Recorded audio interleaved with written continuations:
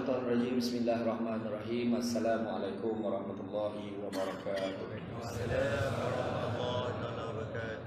Alhamdulillahillazi arsala rasulahu bil huda wa dinil haqqi liyuzhirahu ala dini kullihi walau karihal kafirun walau karihal musyrikun walau karihal muslimun. Subhanaka la ilma lana illa ma 'allamtana innaka antal alimul hakim. Rabbi syrah li sadri wa yassir li amri wa hlul 'uqdatam min lisani yafqahu qawli. Terima kasih saya ucapkan Tuan Pengerusi acara yang bahagia, Tuan Pengerusi Lembaga Amal Khairat Masjid Bandar Kuching, Dr. S. Shahjahan, Pengerusi Jawatankuasa Pengurusan Masjid India Bandar Kuching, Cik Muhyiddin Abdul Qadir, Bahagia Imam Masjid India Bandar Kuching, ahli-ahli lembaga masjid, ahli-ahli jawatankuasa pengurusan masjid, pemimpin-pemimpin yang berkesempatan hadir, seterusnya tuan-tuan dan puan-puan yang dirahmati Allah sekalian. Bersyukur kita kepada Allah Subhanahu Wa Taala kerana dengan limpah dan izinnya pada malam yang berbahagia ini dapat kita bersama-sama berada di dalam majlis ilmu, yakni taman-taman syurga. Yang mana Nabi sebut barang siapa yang mengikuti jalan-jalan ke majlis ilmu maka Allah akan menyerahkan kepadanya jalan-jalan ke syurga. Amin. Dan begitu juga di dalam majlis ilmu ini Nabi sebut malaikat akan mengembangkan sayapnya sebagai tanda relanya atas usaha orang yang nak datang majlis ilmu pada malam ini. Kan? Walau apa pun yang kita lakukan, mana nak tunjukkan malaikat mengembangkan sayap sebagai tanda rela atas usaha orang nak datang majlis ilmu, nak beritahu bukan senang nak datang. Bukan senang kan? Ada orang tu nak datang sangat, sekali tengok-tengok sampai ke luar. Ada orang nak datang rupanya salah masjid. Ada orang dah datang saya tak ada orang rupanya semalam salah tarikh pula. Macam-macam hal, tapi kita nak datang ni tak ada masalah. Tuan-tuan duduk ya, tuan-tuan dan puan-puan yang duduk dalam majlis ilmu, walau apa pun yang kita lakukan dalam majlis ini, malaikat akan catat pahala. Tak kira apa yang kita buat, termasuklah tidur. Jadi jangan risau, saya takkan marah, tak kecil hati siapa yang nak tidur dalam ceramah saya. Ubek pada orang ngantuk memang tidur. Tak payahlah buat benda lain nak tahan-tahan ngantuk. Kan kadang-kadang kat rumah aircon, bantal, katil tak dapat tidur. Dalam majlis ilmu tagak-tagak dia boleh tidur. Kan cuma satu permintaan saya, boleh tidur cuma jangan berdengkur. Itu sahaja. Sebab kita pun nanti mengganggu orang sebelah dia. Sebab orang sebelah dia pun nak tidur juga. Jadi tidurlah sesama kan. Jadi macam mana nak marah kan? Itu memang dah kelebihan orang mendengar ceramah. Kelebihan orang mendengar ceramah dia boleh tidur. Kan begitu juga Nabi sebut barang siapa yang duduk dalam majlis ilmu belajar satu bab aja, satu bab lebih baik daripada dunia dan seisi. Jadi tuan-tuan dan puan-puan sekalian, janganlah pilih malam ni je datang. Setiap malam ada kuliah datang. Penceramah yang masuk TV, penceramah yang keluar TV, jangan kira datang. Macam saya memang keluar TV sebab masuk TV tak mahu. Jadi siapa kat penceramah datang sebab Nabi ajar tengok apa yang disampaikan, bukan tengok siapa yang menyampaikan. Kadang-kadang kan kalau kita petik beri macam mana Hanzalah sahabat Nabi, dia tanya dengan Sayyidina Abu Bakar, kau tolong tanyakan pada Rasulullah macam mana cara kami nak mengelakkan diri kami daripada menjadi seorang yang munafik. Kenapa pula kau tanya soalan macam tu Sayyidina Abu Bakar? Sebab bila kami bersama dengan Rasulullah, kami terbayang syurga. Bila Rasulullah cerita pasal syurga, Rasulullah cerita neraka, terbayang takutnya pada neraka. Tapi bila berjauhan daripada Rasulullah, kami mula leka dengan suami, leka dengan isteri, leka dengan keluarga, leka dengan dunia. Kami leka. Mulalah jadi orang lain. Jadi macam mana? Bila sampai je soalan ni kepada Nabi, maka Rasulullah jawab apa? Rasulullah jawab ubatnya adalah perbanyakkanlah menyertai halaqah zikrullah. Banyakkanlah menyertai majlis-majlis mengingati Allah. Bila mana-mana penceramah pun lah yang kita dengar kuliah dia kan, mesti ada dalam hati kita tergerak. Betul lah dia cakap. Aduh, aku tak nak lah buat macam tu lagi dah. Iyalah. Sungguhnya tinggal solat akan menyebabkan akan diseksa dalam aku. Ya Allah, aku ni banyak tinggal solat. Kalau mengumpat tu ibarat makan daging busuk saudaranya sendiri. Ya Allah, banyak yang aku mengumpat. Contohnya tu. Cuma dalam hati, jawab lain tak dengar. Dia cakap ni dalam hati. Keluar daripada masjid, buat perangai lagi. Masuk dalam masjid, dengar kuliah, okey. Betul lah, aku tak nak lagi dah, insaf dah. Tapi keluar, buat perangai lagi. Jadi hari ni, masa nak tambah lagi. Mikrofon tak cukup kan? Oh, kat luar tak dengar.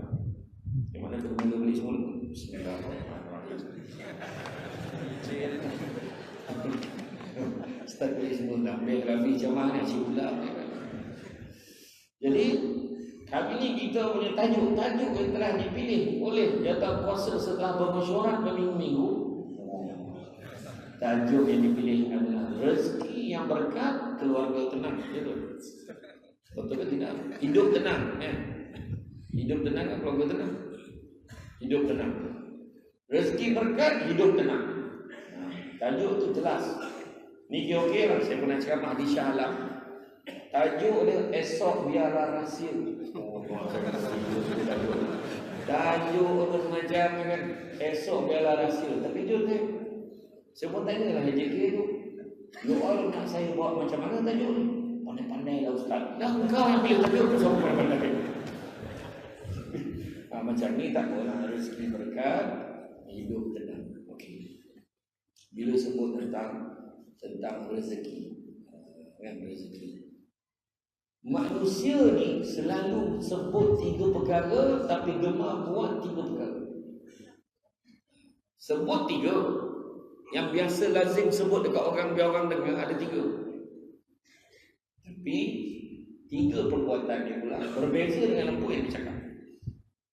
Contoh macam ni lah, kita cakap kau ni kalau buat satu benda cubalah ikhlas. Kita boleh cakap dengan orang, tapi yang bercakap tu belum tentu ikhlas.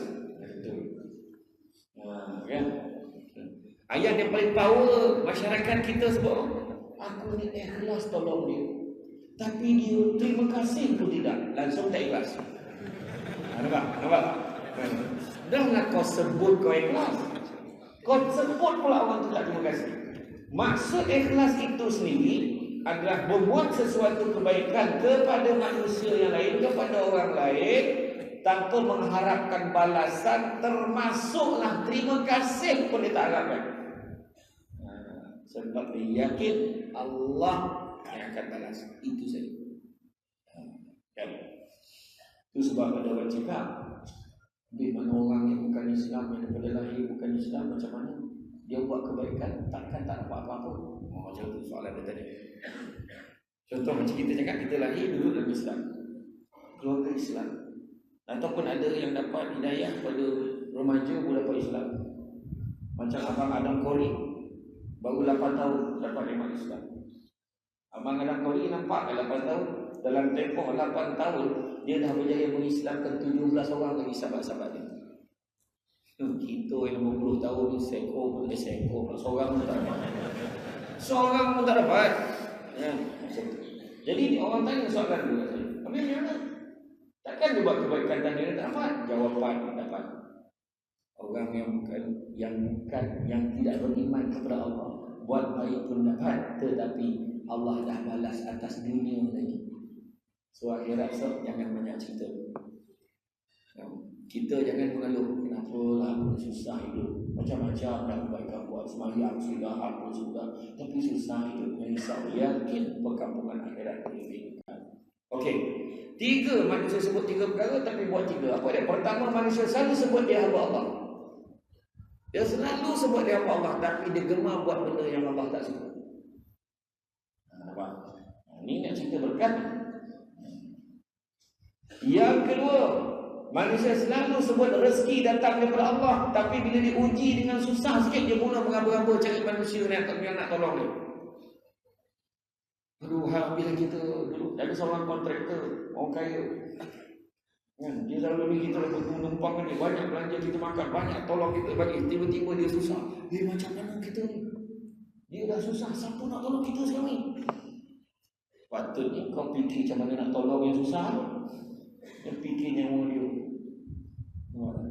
Sedangkan kalau sebut rezeki datang pada Allah, tapi bila diuji dengan susah sikit, tak percaya yang rezeki itu datang pada Allah. Macam mana bang, abang kan tak ada kerja, abang kan tak ada kerja, gaji tak ada, anak kita yuran sekolah nak bayar, duit kereta, duit rumah, macam-macam bil nak bayar, macam mana bang?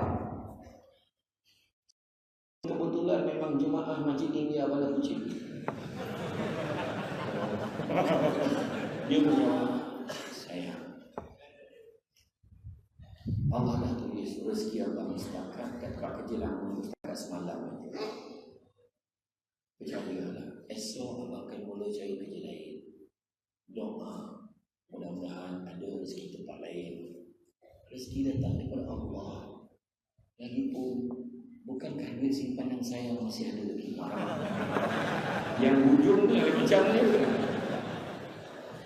Dan yang ketiga, manusia selalu sebut yang dia akan mati, tetapi perangai macam orang tak nak mati. Macam mana kalau contoh panggil orang tak nak mati? Mengutuk orang tak habis. Kutuk sana, kutuk sini. Jangan kutuk orang kalau rasa-rasa tak sanggup nak minta maaf.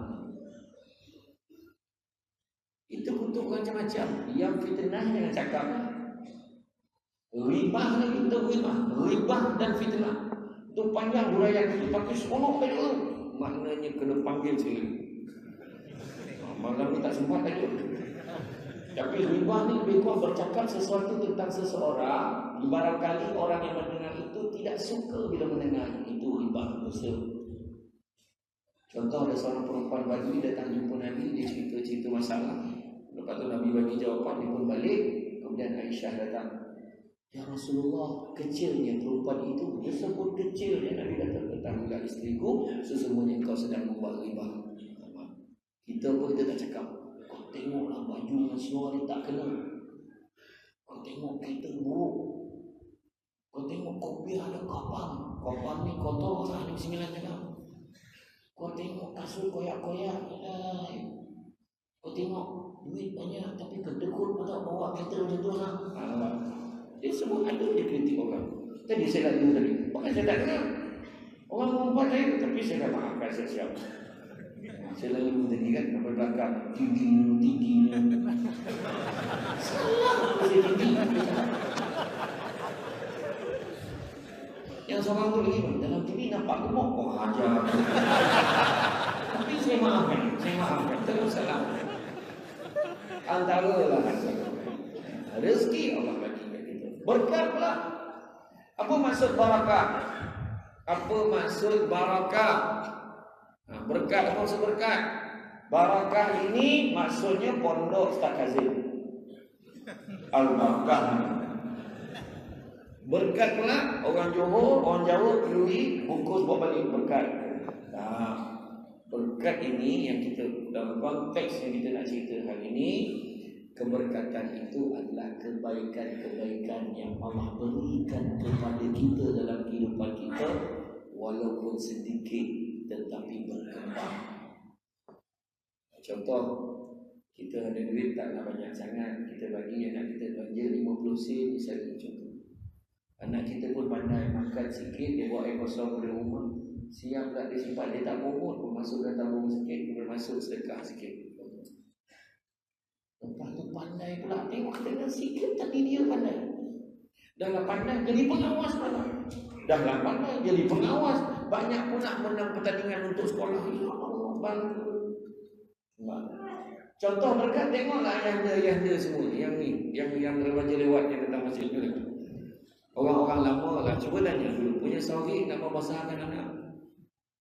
Dulu rasa macam tak boleh besar anak ni, mati dah hasil. Tapi tengok hari ni semua dah lapar, anak-anak dah kerja, semua dah ada kehidupan masing-masing. Siap tiap-tiap bulan bagi duit lagi ke mak ayah lagi.